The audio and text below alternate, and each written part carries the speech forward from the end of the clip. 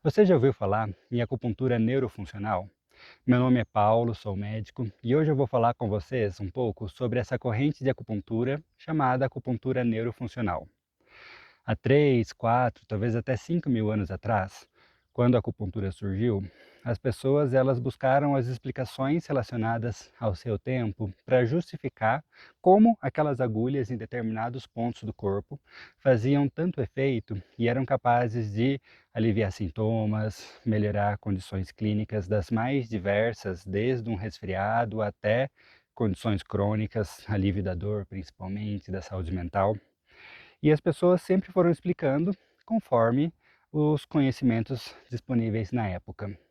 Desde os anos 60, começou na China, mas hoje no mundo inteiro, as pessoas elas têm buscado explicações com base no modelo científico de por que a acupuntura funciona, o que faz com que tal ponto traga alívio da dor, o que faz com que tal ponto traga melhora em questões relacionadas à saúde mental. E a ciência avançou bastante a ponto de nos apresentar alguns insights, alguns possíveis porquê. A primeira coisa, pensando no aspecto neurofisiológico do funcionamento da acupuntura, nós temos três caminhos que parecem convergir. São três caminhos de ação da acupuntura que trabalham junto e se complementam no alívio da dor. O primeiro caminho é o caminho local. A ação local da acupuntura está relacionado ao mecanismo do ponto onde a agulha é inserido. E isso acontece por diversas questões. Uma delas está relacionada à desativação de pontos gatilhos miofasciais, uma vez que a agulha, tudo no mundo tem um potencial elétrico, inclusive a agulha. Uma vez que essa agulha encosta no músculo, esse potencial elétrico da agulha é capaz de gerar uma contração muscular e gerar desativação de pontos gatilhos miofasciais. Esse é um dos mecanismos de ação da acupuntura. Tem alguns estudos que estimam que até 88% dos pontos tradicionais da medicina tradicional chinesa de acupuntura coincidam com pontos gatilhos miofasciais. Então esse é um dos mecanismos, talvez um dos mais fáceis dos médicos aprenderem na prática antes de se aprofundar no mundo da acupuntura. E além da desativação do ponto gatilho miofascial, a nível local existem diversas ações relacionadas à acupuntura, como liberação, por exemplo, de substâncias vasodilatadoras ou atuação sobre o sistema estamínico, que auxilia, por exemplo, no alívio de sintomas relacionados à rinite, a resfriados, com agulhas na face, próximo aos seios da face, próximas à região nasal, entre tantas outras ações que a acupuntura pode ter com relação a sintomas dermatológicos também, ela pode auxiliar. E no processo de cicatrização, a gente sabe que existem três tipos de colágeno, colágeno tipo 1, 2 e 3, e o segundo tipo, colágeno tipo 2, é o colágeno que tem maior elasticidade. E a agulha de acupuntura sobre tecidos tende a estimular a produção de colágeno tipo 2 frente ao colágeno tipo 1 e tipo 3, o que faz com que a pele se torne uma pele mais elástica, o que auxilia no processo de recuperação de cicatrizes e é utilizado também na acupuntura estética. Existe um ramo da acupuntura que trabalha com efeitos semelhantes ao que seriam talvez os efeitos do Botox sem seus efeitos colaterais. Falamos dos efeitos locais da acupuntura. Existem também os efeitos a nível de medula.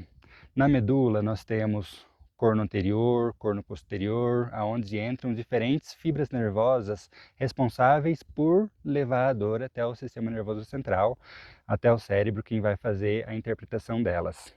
A fibra tipo A, alfa, é aquela que a gente sente a picada da agulha, essa acaba não tendo tanta relevância prática para nós.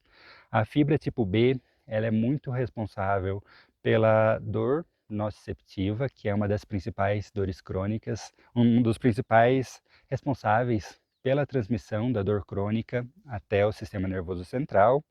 E a fibra tipo C, que é uma das fibras mais estimuladas pelas agulhas de acupuntura, ela entra pelo corno posterior, aumentando a concentração sérica de um neurotransmissor chamado noradrenalina a nível de medula. E na medula cervical, toda a medula, na verdade, esse aumento da noradrenalina faz com que exista um feedback negativo da dor que vem pelas fibras beta. E esse feedback negativo a nível medular é um dos mecanismos de ação da acupuntura que faz com que ela tenha uma resposta tão rápida no alívio da dor, que muitas vezes acontece, inclusive, durante a própria sessão de acupuntura.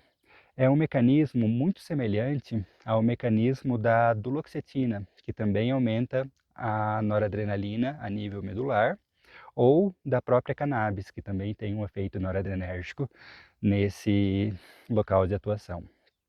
E um terceiro mecanismo de ação da acupuntura, que ainda é um grande mistério para nós, porque não foi entendido completamente, não foi elucidado completamente como funciona, é o mecanismo de ação da acupuntura a nível do sistema nervoso central. Nós sabemos que a permanência das agulhas de acupuntura em pontos específicos próximos a feixes e vasos nervosos faz com que, a nível de sistema nervoso central, nós tenhamos aumento da concentração de substâncias como serotonina, que também é conhecida como hormônio da felicidade, e é a mesma substância que é liberada por antidepressivos como a sertralina, a fluoxetina, e quase todos os antidepressivos, a base de ação deles vai ser sobre essa substância. A diferença é que o antidepressivo, ele age inespecífico. Todo receptor de sertralina no nosso corpo, ele vai atuar sobre ele, independente se está no sistema gastrointestinal, se está no cérebro, o que faz com que o uso do antidepressivo possa ter muitos efeitos colaterais, ao passo que a acupuntura tem o potencial de elevar esses mesmos neurotransmissores sem gerar todos os efeitos colaterais associados aos antidepressivos, que a gente sabe que são muitos na prática clínica.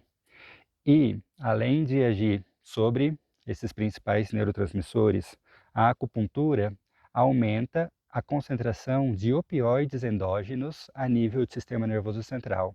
E os opioides são substâncias também responsáveis principalmente pelo alívio da dor.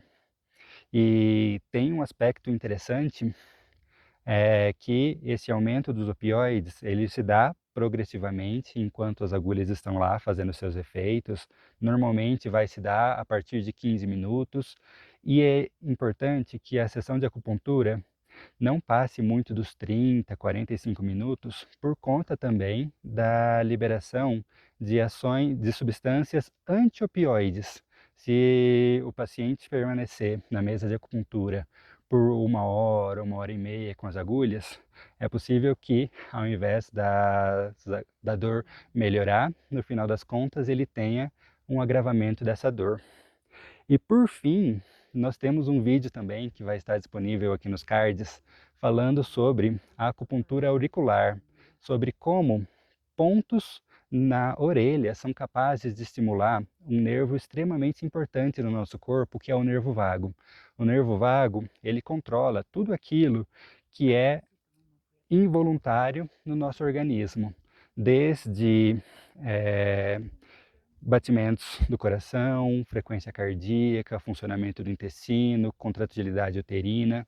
Então, são muitas ações relacionadas a esse nervo vago que a acupuntura também pode auxiliar e trazer benefícios que até poucos anos atrás eram inexplicáveis em termos de ciência, e hoje nós temos aí algum caminho que nos explica como a acupuntura funciona em termos biomédicos.